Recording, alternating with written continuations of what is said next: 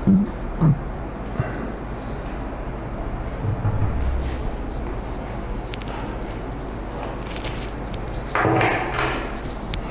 Students,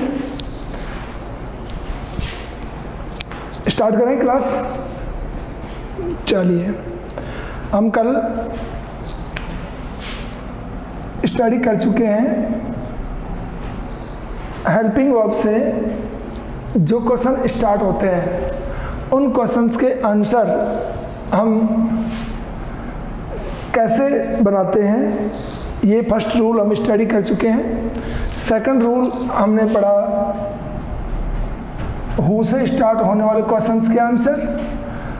after then हमने study की whose से स्टार्ट होने वाले क्वेश्चंस के आंसर हम कैसे बनाते हैं। इतनी हम कल पढ़ चुके हैं। ओके, आफ्टर देन हम आज पढ़ेंगे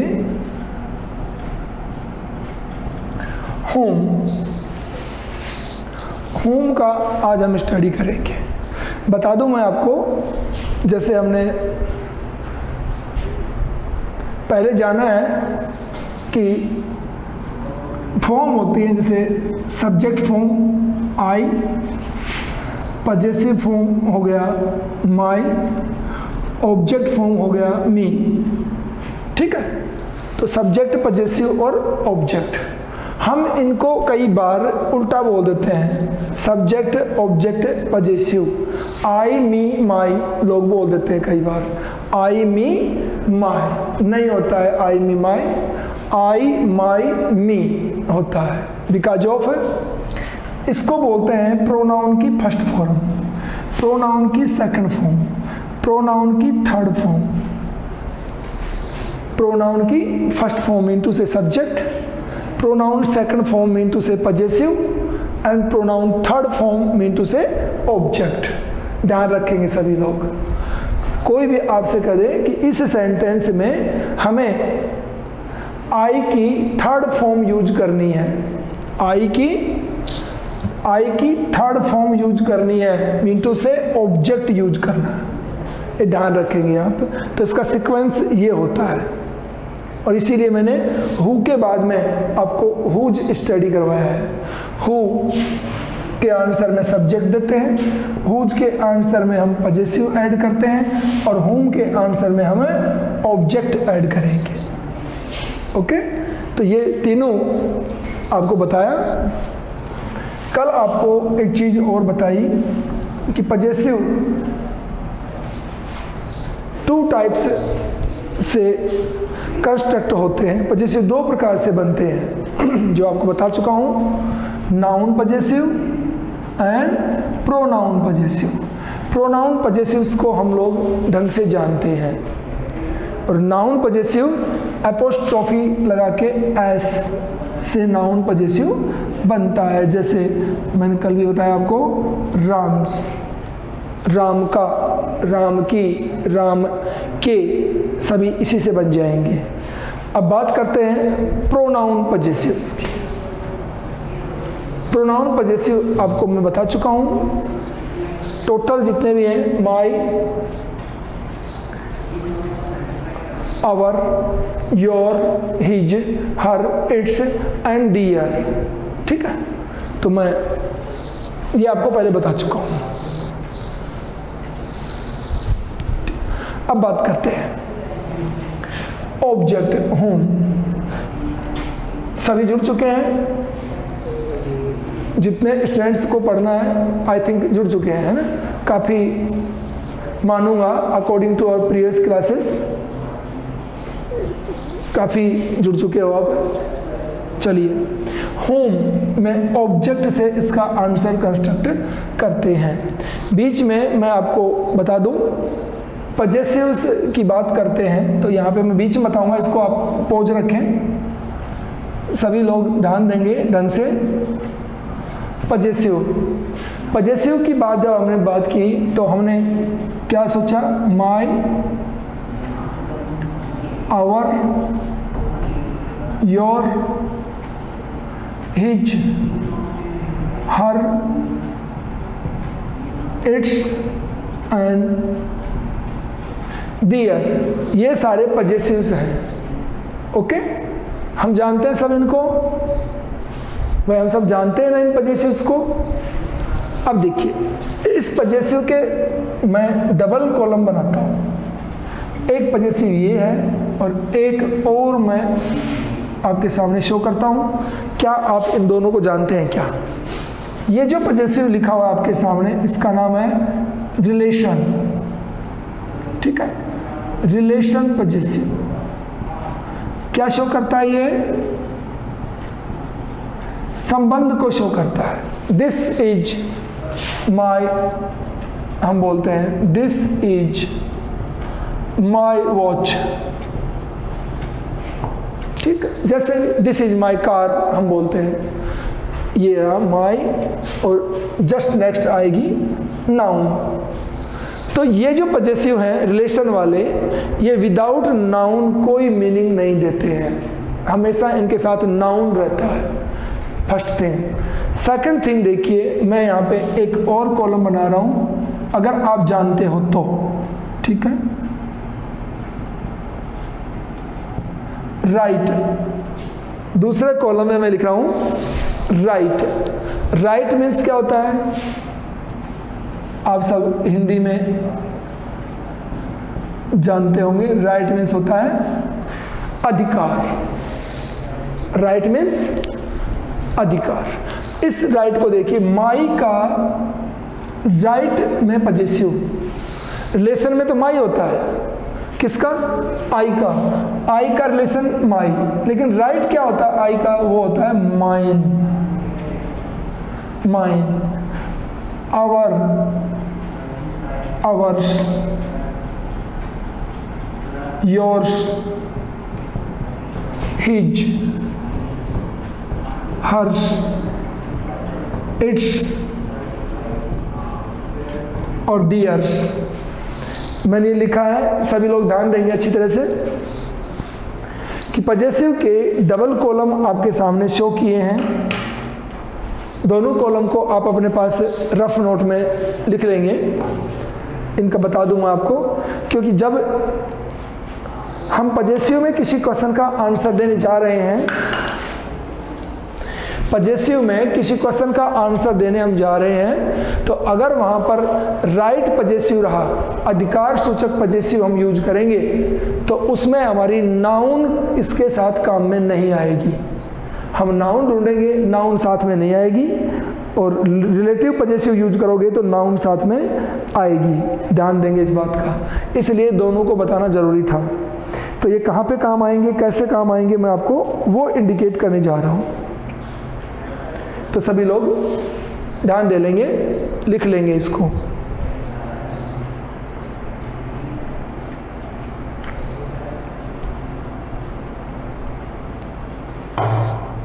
मैं एग्जाम्पल दे रहा हूं इसका, सभी लोग इसके एग्जाम्पल को लेंगे। This is my watch. अब हमने यूज करना है माइन। ठीक है, माई हमने यूज कर लिया, अब माइन यूज करना है।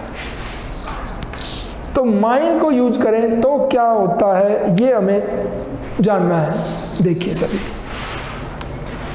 नाउन कौन अपना? वॉच। दिस वॉच इज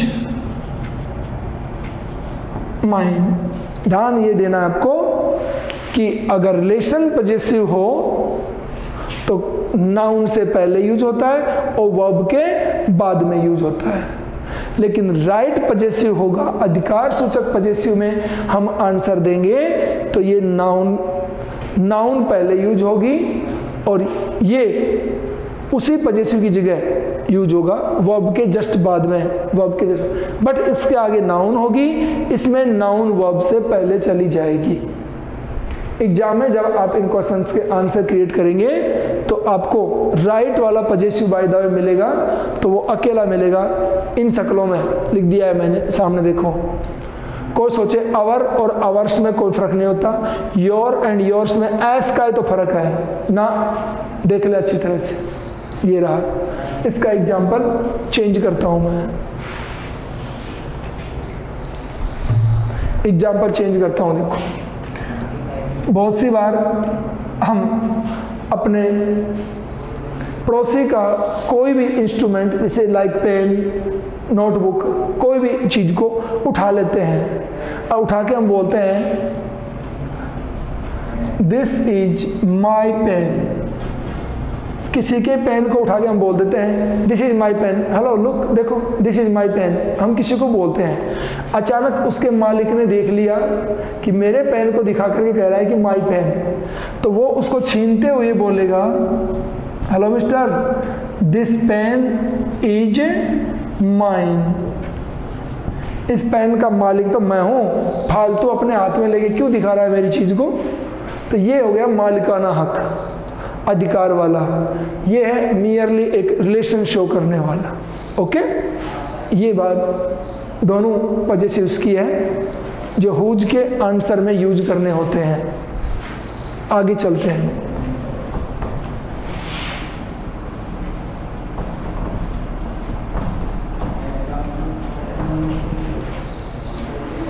चलिए, होम के क्वेश्चन को आंसर करने के लिए हमें क्या ऐड करना होता है? ऑब्जेक्ट। ठीक है, और अब बात करते हैं हम ऑब्जेक्ट की। तो होम के आंसर में जो ऑब्जेक्ट आता है वो आता है इनडायरेक्ट ऑब्जेक्ट।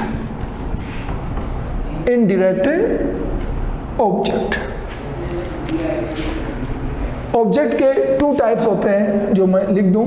फर्स्ट है डायरेक्ट ऑब्जेक्ट और सेकंड है इनडायरेक्ट। तो होम में इनडायरेक्ट आता है, डायरेक्ट होम में नहीं आता है।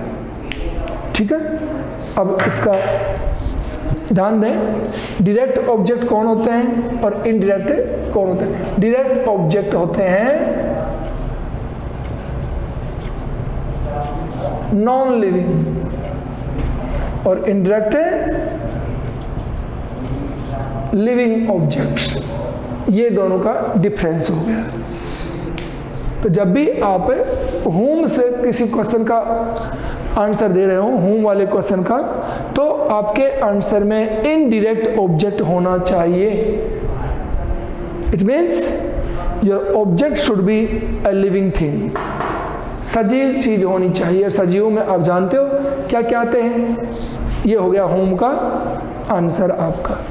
चले, टेक द एग्जाम्पल। इसका एग्जाम्पल लीजिए। होम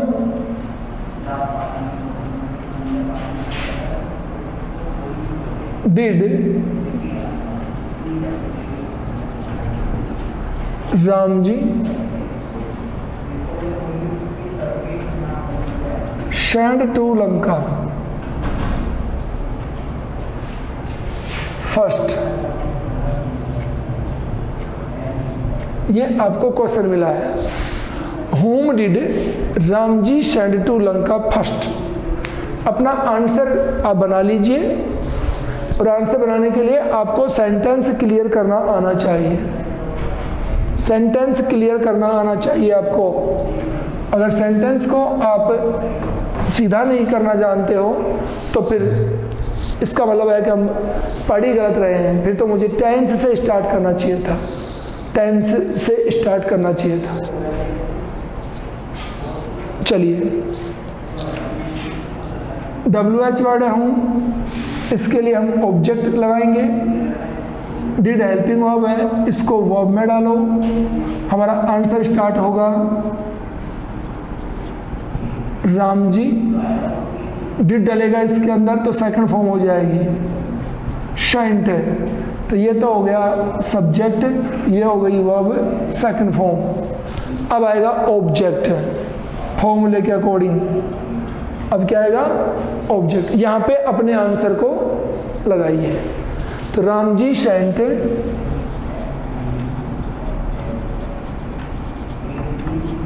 हनुमान जी, आगे as it is to Lanka first. तो ये आ गया living things, indirect object. Indirect object living thing, whom के आंसर में आया हनुमान जी, ये आंसर हो गया। और आपको पता है हनुमान जी ऑब्जेक्ट है, तो ऑब्जेक्ट को कहाँ जोड़ते हैं? After verb. ये हो गया आपका आंसर इसका। तो आप जब टेक्स्ट में जाएंगे तो टेक्स्ट की हर लाइन को आप आराम से स्टडी करेंगे तो एवरी वर्ड आपको समझ में आ जाएगा।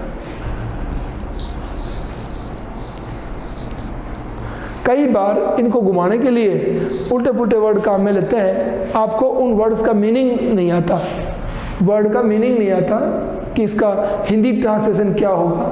नो प्रॉब्लम, अगर हम ग्रामेटिकली चलें तो विदाउट मीनिंग भी आप उसको कंप्लीट कर सकते हो आइडिया के आधार पे। ये हो गया, लिख लीजिए इसको, और इसके बाद में आगे चलता हूँ। लिख चुके हैं? कंप्लीट।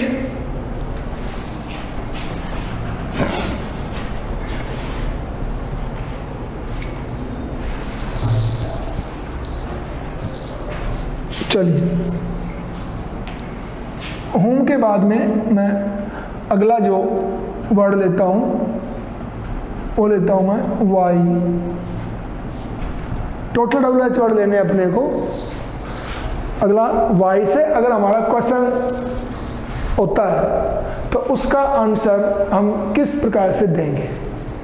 वाई वाले क्वेश्चन का आंसर हम कैसे बनाते हैं वो देखिए। वाई से जो क्वेश्चन स्टार्ट होगा उसका आंसर हम क्या तो विकास से देंगे या फिर two plus verb first form से देंगे। ये फिक्स है। आप अपनी बुक के जितने भी क्वेश्चन आंसर हैं, टोटल क्वेश्चंस के आंसर को चेक कर लेना आप। जितने आंसर वाई के दिए हुए हैं उन आंसर में आपको ये दो चीज़ें डेफिनेटली मिलेंगी, तो ही इसका आंसर बनता है। प्रॉब्लम क्या है कि आपको पहले से बताया नहीं गया और आपको लत लग गई है कि क्वेश्चन को हम पढ़ते हैं। देखो तरीका क्या है, नियर अबाउट 80 to 90% स्टूडेंट्स का तरीका क्या है? How to solve a passage कोई कह दे तो क्या तरीका है? क्वेश्चन को पढ़ते हैं। जैसे मैं क्वेश्चन लिखता हूँ बोर्ड पे, यहाँ लिख देता हूँ, चलो, वाई डज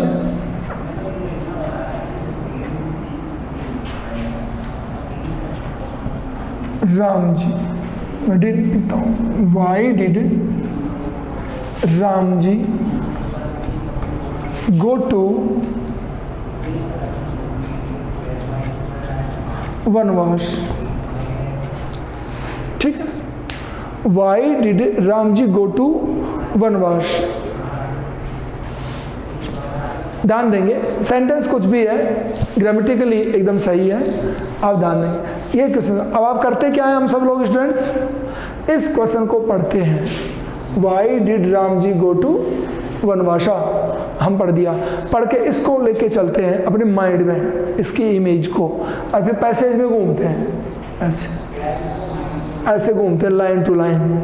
जिस लाइन में अपने को इससे मिलते जुलते वर्ड मिल जाएंगे, जैसे राम जी गो टू वनवास, या वनवास वर्ड मिल गया, गो टू वनवास मिल गया, ऐसे कोई वर्ड मिला नहीं और हम उस लाइन को उठाते हैं और उसको आंसर बना देते हैं, ये मानते हुए कि यही उसका आंसर है। कभी नहीं होता। जब मैं कंप्लीट आपको ये पढ़ा चुका हूँगा तो मैं आपके सामने टेक्स्ट भी शो करूँगा और टेक्स्ट के सामने नीचे आंसर लिखूँगा, आपको आंसर देने हैं। पता लग जाएगा कितनी सच्चाई है इस टॉपिक के अकॉर्डिंग। ठीक है, अब देखिए ये क्वेश्चन मिला, आंसर ढूंढने के लिए जाना है पैसेज में, लेकिन don't go to search a whole sentence. Don't go to search a whole sentence, पूरा वाक्य ढूंढने मत जाइए। Go only for a word, सिर्फ एक शब्द ढूंढने जाइए, ओनली ए वर्ड, बस। अब देखो कितना इजी हो गया, एक तो पूरा सेंटेंस ढूंढने जाओ और एक नियरली एक वर्ड ढूंढने जाओ ओनली। ये मैं आपको समझा रहा हूँ। देखिए पूरे सेंटेंस को यूज करिए, लिखिए राम जी, डिड को डालो वर्ब में, सेकंड फॉर्म वेंट टू वनवास। हो गया पूरा, राम जी वेंट टू वनवास। डिड सेट हो गया गो में, वाई बच गया है, ठीक है। तो यहां पे Ram ji went to vanvas because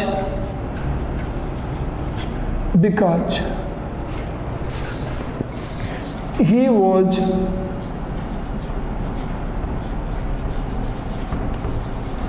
ordered by his parents। ये देखो, because he was ordered by his parents, क्योंकि उसे उसके पेरेंट्स के द्वारा आदेश दिया गया था। ऐसे मान लेंगे हम, टेक्स्ट में जो भी है आपको मिलेगा, बिकॉज से गारंटेड जुड़ा हुआ सेंटेंस मिलेगा। बट पहले आपको क्वेश्चन को क्लियर करना है, like this, Ram ji went to vanvas, ये बात। तो आपका क्वेश्चन का आधा आंसर तो बन गया। हम वहां से एक वर्ड लेके आनी है, बिकॉज को ढूंढना है बस, मिलते ही आपका क्वेश्चन कंप्लीट हो जाएगा।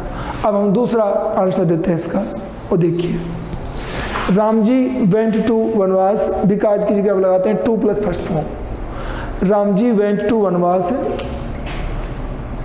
To fulfil the wish of his parents.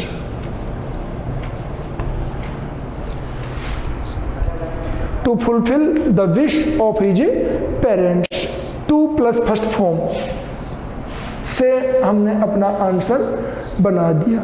अपने माता पिता की इच्छा को पूरा करने के लिए जो उन्होंने विश करी कि भाई तुझे वनवास में जाना चाहिए, तो उसने पूरा करने के लिए वनवास जाने का ठान लिया। ये है हमारे क्वेश्चन के आंसर वही वाले। अब मैं लिखता हूं, आंसर तुम्हें देना है। मैं क्वेश्चन लिखूंगा, आंसर आपको जनरेट करना है। देखिए कितना करते हो। देखो क्वेश्चन क्या है, वाई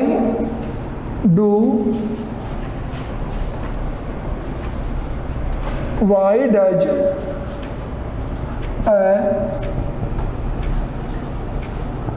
a student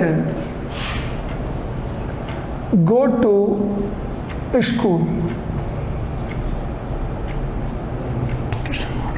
ये एक सेंटेंस आपके सामने, इसका आंसर आपको बनाना है।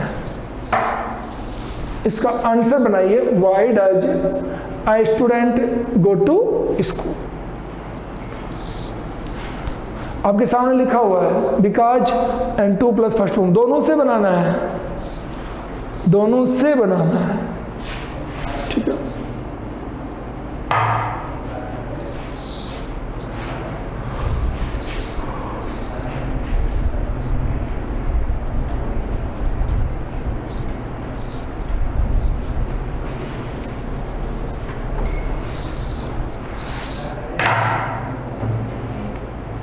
आई थिंक बना चुके होंगे लोग, है ना।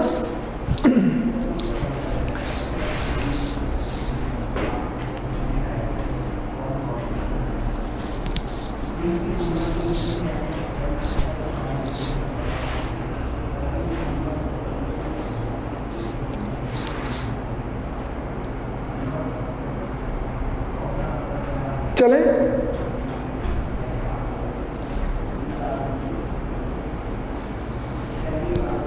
कंप्लीट। अब देखिए, आप मैं लिखता हूं, मैच करिए जो भी लिखा है। आपका टेंस क्लियर होना चाहिए। फर्स्ट ऑफ थिंग, सबसे पहली चीज आपका टेंस क्लियर होना चाहिए। ओके, ध्यान दो, WH वर्ड को हमें आंसर करना है। हेल्पिंग वर्ब मेन वर्ब में आ जाएगी, तो आंसर कैसे शुरू होगा, A student goes to school. A student goes to school because he is a student. ये सेंटेंस आपने कुछ भी बनाया हो, कुछ भी आपने आंसर दिया हो इस सेंटेंस का, कोई दिक्कत नहीं है. A student goes to school because, यहाँ तक आपका सही होना चाहिए. A student goes to school because, यहाँ तक क्लियर होना चाहिए. आफ्टर देन आप जो भी कुछ जोड़े हो इसमें मे बी एनी मिस्टेक, कोई भी गलती हो सकती है, नो प्रॉब्लम. एक तो ये हो गया. दूसरा, A student goes to school, यहाँ से to स्टडी, ये हो गया टू प्लस वर्ब की फर्स्ट फॉर्म. A student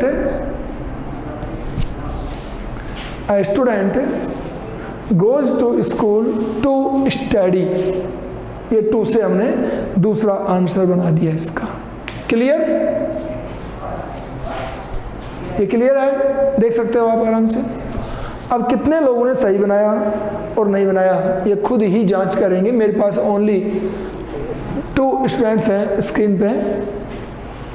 आपका सही हुआ कि नहीं ये आप लोग बताएंगे मुझे. Very good. Ishita Jahangir, very good. Okay Manju, बहुत अच्छे. नहीं, ये जो इनविजिबल है ना, गोविंद कहाँ छुपे बैठे हो भाई? छुपे कहाँ हो? ये गोविंद है. अभी एक और आ गई है, कौन स्टूडेंट है ये भाई? आप विजिबल रहा करें और विजिबल रह करके आप अपने आपको फुल शो करें इस पूरे चैप्टर के अंदर कि मैं यहाँ तक हूँ. अरे कहाँ रहते हो तुम लोग? चलते हैं आगे. आपने जो भी लिखा है आपका ये सही होना चाहिए बस. आई स्टूडेंट से स्टार्ट करेंगे, डज गोज में डलेगा तो गोज बन जाएगा बस. उसके बाद पैसेज के अंदर चले जाओ आप. ठीक है, देखो एक बार और लिख लो अपने टेक्स्ट के अकॉर्डिंग. आपका उत्तर वही होगा जो होना चाहिए, होगा वही जो होना चाहिए. लिखिए, वाई डिड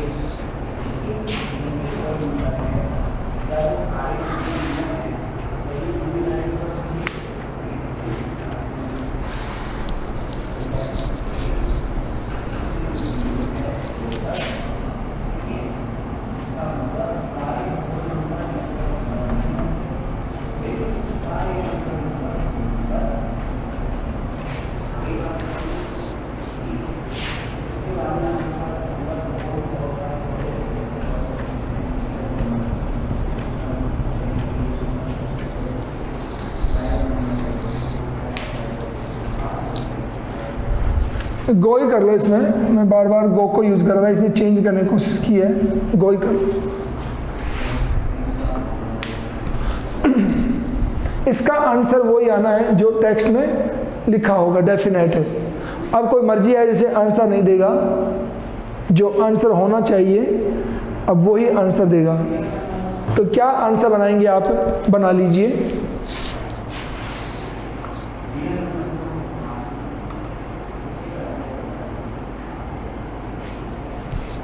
जल्दी बनाएंगे, ठीक है.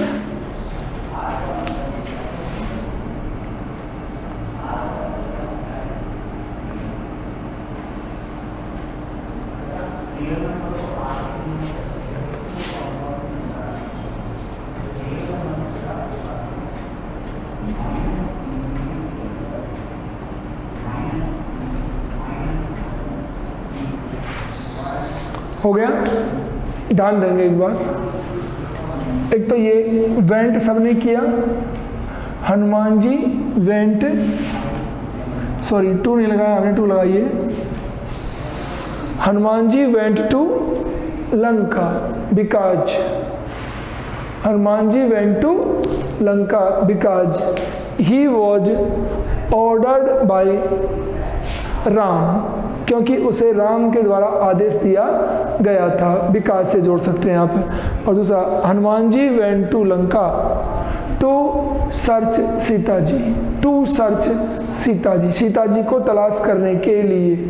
तो 2 प्लस फर्स्ट फॉर्म या बिकॉज से आप अपना आंसर बना सकते हैं। चलिए नेक्स्ट हमारा पॉइंट है हाउ। हाउ, ठीक है। हाउ में हम क्वेश्चन को आंसर करने के लिए हम उसमें जोड़ते हैं एडवर्ब। हाउ का आंसर बनाने के लिए हमें क्या जोड़ना होता है? एडवर्ब। ओके, एडवर्ब जानते हैं सभी लोग? भाई एडवर्ब क्या होती है सभी जानते हैं ना? The word which says something about the verb, the word which says something about the verb. Verb के बारे में कुछ और एडिशनल बताने वाला वर्ड होता है एडवर्ब। देखिए कैसे। How was the baby crying, how was the baby crying, ये क्वेश्चन है हमारा। ओके, सबसे पहले इसको आप सिंपल करिए।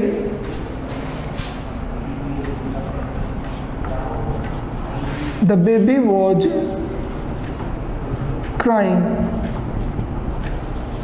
ये तो हो गया complete. The baby was crying, बच गया कौन? हाउ। तो अपनी वर्ब क्या है? क्राइंग। इसके बारे में कुछ कहिए। ये कहा the baby was crying loudly, the baby was crying loudly. देखो बच्चा कैसे चिल्ला रहा था, बच्चा जोर जोर से चिल्ला रहा था। तो क्राइंग चिल्लाना, कैसे? जोर जोर से। तो एडिशनल वर्ड हो गया क्राइंग का, loudly.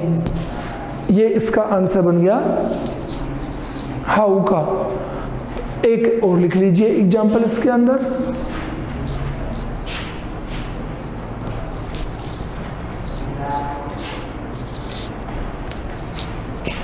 How was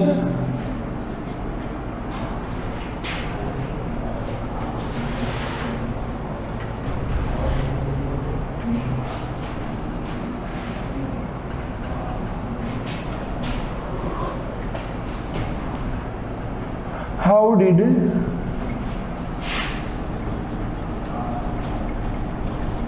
Ravan laugh, how did Ravan laugh?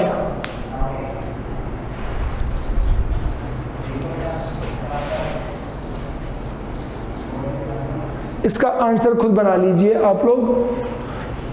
Answer कैसे बनाएंगे आप? सब्जेक्ट रावण, डिड को एडजस्ट करो, loved, how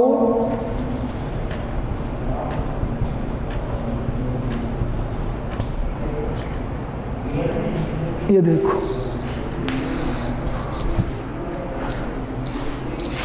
Ravan loved foolishly, मूर्खों की तरह हंसता था, कंटिन्यू जोर जोर से हंसता था रावण।